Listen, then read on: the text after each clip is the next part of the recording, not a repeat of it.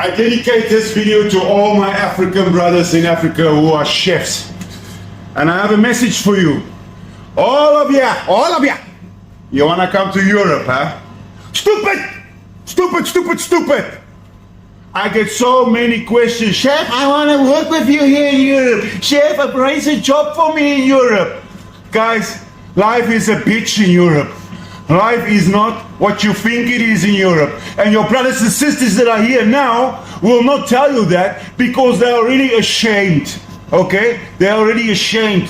So they come home to you, they say, oh, life is fantastic. It's not. I lived 14 years in Tanzania. 14 years. Life is better. There's so much opportunity in Ghana, Nigeria, Uganda, Tanzania, Kenya. All my brothers and sisters there, trust me, if you work hard, you graft hard, your life is much better. You want to know what's happening here in Europe when you come here? I'll give you my breakdown, okay? My flat, my tiny flat, 1,400 euros a month. My energy bill, 250 euros a month. My gas bill, 100 euros a month. My car insurance, 45 euros. My mobile phone, 50 euros. My TV, 40 euros. My local government tax, 160 euros a month. My list goes on. At the end of the month, I spent 3,000 euros only bills. And I'm not even fucking living yet. Then I have to buy my groceries, all my shit. So I come down to 4,000 euros. And you people, you think you come here, oh, I earn 4,000 euros. No, you're not, you dumb fuck. You pay taxes and bills, and you cannot escape it. You cannot escape those bills. The system is created that way. So if you earn your 400 euros in Kenya, Uganda, Tanzania, Burundi, Congo, you're way better off. And you have fucking freedom and a beautiful country. I want to quit in Europe. The only good thing here is my kids' education. That's it. But when that little fucker turns 18, I'm flying away back to Tanzania with the grace of God. So please stop asking me for jobs and shit from Africa. Life is not what you think it is. Suck on that. Now get the fuck back to work. Stop this. They told you Europe was paradise. They made it look like the land of gold, success, and luxury. But here is the truth. Europe is not what you think it is. And it is time Africans stopped running and started rebuilding. Watch and pay attention, and I will share my thoughts later. Why is nobody talking about this? Ever since I came to Africa, many Africans have come to me and said they will pay me thousands of dollars for me to help them to go to Europe. I haven't helped a single person, and I'm not going to do that. Ask yourself, why, if Europe is so fantastic, why am I then in Africa? Does that make sense? If my own place is so fantastic, why would I be here? Now, you are ready to pay me thousands of dollars for you to go and work hard in Europe, for you to help Europe get back on track. Why won't you stay in Africa and make Africa get on track? It doesn't make sense. You're an African, so why don't you want to help your own continent to grow and prosper, but you want to go to my continent and make that prosper? It doesn't make sense. If you have thousands of dollars that you want to give me for me to help you to go there, spend those thousands of dollars to set up a business here in Africa. And if you need help with that one, I'm willing to help you, but I will never help you to go to Europe and suffer. People in West Africa are starting to live better than people in the Western world. Now, I'm not talking about everybody, but I'm talking about if you're well-to-do, if you're doing pretty good in your life, it's better to be doing really well in Africa than it is to be in America. Now, I'm currently in America, and it's like a little bit of a culture shock coming back from Africa, because when you come here, you're around people who, on paper, they're very successful, rich, and all that. But all these people are drowning in debt. They got a nice car, but they don't own it. they've got a lease on it. They may say that they own a house, but they kind of do, but they have a huge mortgage on it. But in Africa, people own everything outright. And what does this lead to, like, in day-to-day life? Well, when you know someone who's well-to-do in Africa, they're a lot more relaxed. They feel like they can go on trips with you. They're a lot more generous. People here, even though they may have a lot of money on paper in America, the second they let their foot off the gas, the second they stop hustling, those bills will catch up on them really quick. And it shows like kind of why I feel West Africa is the future, because here people are putting up an appearance of being rich, well-to-do, but it's fueled by debt and it's fueled by them working 2 jobs. Husband and wife are both working high-paying jobs, 50 hours a week each, and doing all of that to just create this facade. Whereas in West Africa, once these guys have made it, they're living good lives. They're having that balance in life, and they're not killing themselves. So I think long-term, who am I betting on? I'm betting on the lifestyle of West Africa. West Africa builds better houses than America and much of the Western world. I've built new homes in America and West Africa, and I can tell you, when you see the construction of new homes in West Africa, you're going to have a hard time settling for the junk they try to sell you in the United States. The biggest reason for this is, where does your money go when you purchase a new home? In America, most of the money that you pay for that new home is going into the land and into the permits necessary to build your house. Whereas in West Africa, most of the money that you're putting into the new home actually goes into the home itself. So you can have better building materials and a higher building standard than you can in America. In fact, let me compare two. This is the kind of build quality that you'll have in America if you're buying new home construction. It's basically as cheap as they possibly can make it to maximize their profits. Whereas check out West Africa. The walls are concrete. They're not cheap wood and drywall.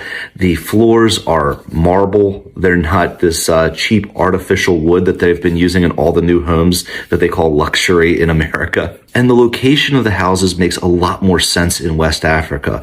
In America, when you're buying new home construction, even luxury home construction, you're generally put off into this land of suburbia where you're 15 minutes away from the nearest store. Whereas in West Africa, you can purchase a home that's conveniently located to the metropolitan areas, which makes life a lot better on a day-to-day basis. And let's talk about privacy. In West Africa, you can build a privacy wall around your entire property. So people can't just walk up to your front door, or they can't just look in and see what you're doing. In West Africa, you get that safety, security, and convenience. Whereas in America, they only allow you to generally do these cheap vinyl fences, and if you're lucky, they can be 6 feet tall, and they can only be in your backyard. So everybody can just walk up to your front yard when you buy a new home construction in America. And in West Africa, new home construction isn't as restricted as it is in America. So if you want to build a 1-level house, you can do it. If you want to build a 6th bedroom instead of having a 5-bedroom, we can make that happen for you. And if you want a guest house, that's absolutely no problem. As long as you got enough space on your property, we can build that for you too. Instead of having to do it in America where you have to get permits for every little change that you make to the property. And as a result, the houses don't all look the same. Have you ever gone through a suburb in America and the only difference between any of the houses is what kind of vinyl they put on the front of the property? They call it a facade. Sometimes when I'm in a house in America, even a luxury new home construction, and I'm in one of the bedrooms, I have trouble telling the difference between the multi-million-dollar house and the much less expensive house for first-time home buyers. They use the same materials and they feel exactly the same on the inside. Whereas when you get new home construction in West Africa, the walls can be ornate. You can have really high quality doors. Everything's just going to feel a lot more bespoke. And another little thing that I like about West African construction versus construction in the United States is the climate control. So in West Africa, every room can have its own individual climate control and can go to the temperature that's necessary for that room or that person's preference. Whereas in America, at most, you're getting 1 or 2 zones of HVAC, meaning that everybody has to agree on what temperature is best for them. So if you're looking to build your dream home and you don't absolutely have to be in the Western world, I would really consider looking at new home construction in West Africa. I think you can get a lot more house for your money. But even for getting value play, I think that they build the houses much better at a higher quality quality, and they're just nicer places to live in than what you'll experience in the Western world, where everything is basically cookie cutter. But I want to know what you guys think. Have any of you guys had a chance to live in West African houses and Western world houses? Let me know what your thoughts were comparing the two. And as always, if this video provided value to you, give me a like and a follow. That really helps out my channel. And I'll see you guys on the next video. Or maybe I'll see you at one of our projects in West Africa. We'd love to sell you a house. Take care, guys. I've lived in 5 different countries in Africa. I've lived in Malawi, Botswana, Zambia, Morocco, and Nigeria. I've also traveled extensively in South Africa, Zimbabwe, Namibia, and Egypt. Never once in all my years of living or traveling on the African continent have I been mistreated in any way because of my ethnicity, because of my skin color.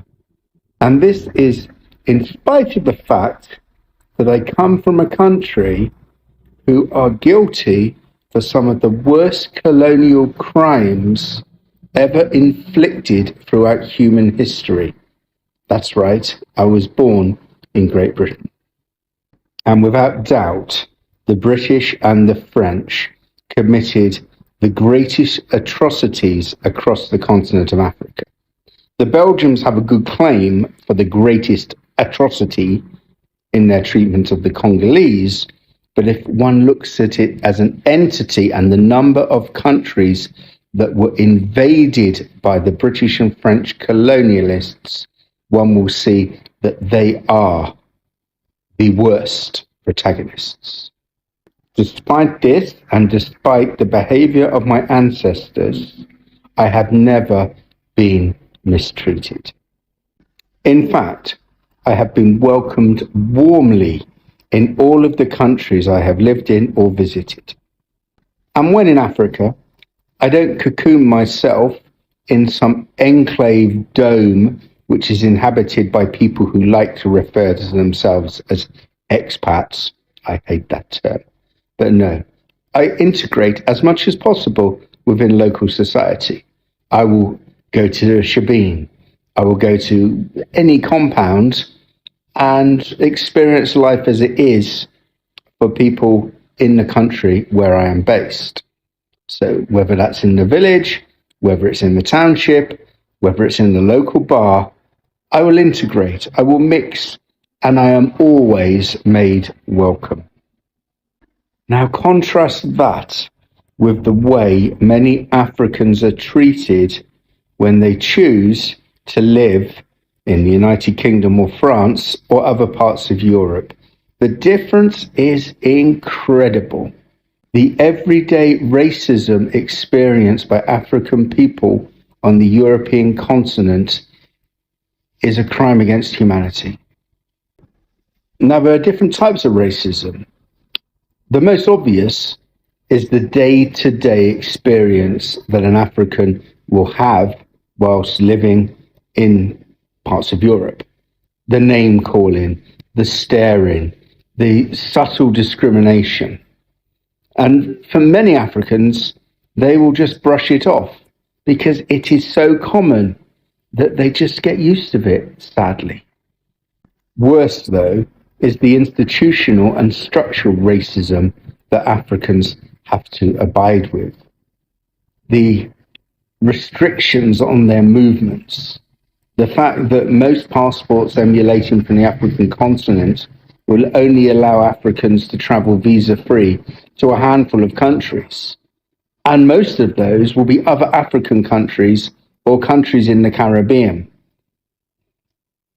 And moreover, the difficulty that Africans have finding work in Europe is unimaginable. People who are qualified as doctors, accountants, lawyers, university lecturers, nurses, teachers do not have their qualifications and experiences recognized by most European countries. I know many people from Africa working in various parts of Europe as security guards or as care assistants when back home they had highly skilled professional jobs. But that experience is rarely recognized when they come to Europe, unless they come as part of a transfer with an existing company. But if they come because they've migrated to Europe, their chances of accessing the sort of job which they are eminently capable of is slim. Now, if a black person was making this video, they would be quickly dismissed. They'd be dismissed as having an axe to grind or always trying to find problems. And again, that's part of racism. The fact that I can speak because of my white privilege means that I have a duty to do so, not because I'm married to an African woman or because I have many African friends, but because I like to think I'm a decent human being who appreciates the value in every person on our planet. Social media and TV have painted a false image of Europe: clean streets, good jobs, fast money, and perfect lives. But in reality, most African immigrants is far from that fantasy. Many end up homeless, others work 14-hour shift under the table for less than minimum wage. Some are deported, others in prison. This is not the greener pasture they imagine, it is survival. Corruption, bad governance, insecurity, poor education, and unemployment have pushed Africa's youth to flee. And can we blame them? When leaders fail and system collapse, the people move. But here is the thing: if everyone runs, who stays to rebuild? Europe's economy was built off African resources: our cocoa, our gold, our diamonds, our labor, and even today, they need our nurses, our engineers, our minds. Every time we leave, Africa loses. Every brilliant mind that boards a one-way flight is another crack in the foundation of our continent's future. Imagine if we stayed, if our brightest engineers built Nigeria's tech cities, if Ghanaia's farmers fed the continent, if Kenya designers led the fashion world, if South Africa's coders developed the next big global app. The potential is already here. Africa has youth, resources, creativity, spirit. What we lack is collective belief and action. If you are thinking of escaping to Europe, think again, not because your dream is not valid, but because your destiny might not be across the sea. It might be right where you are. Stay, build, fight for change, demand better leadership, learn new skills, collaborate, invest, transform your village, your city, your country. Thank you for watching, guys. Don't forget to like this video and share your thoughts in the comment box below. Until next time, cheers and have a good one.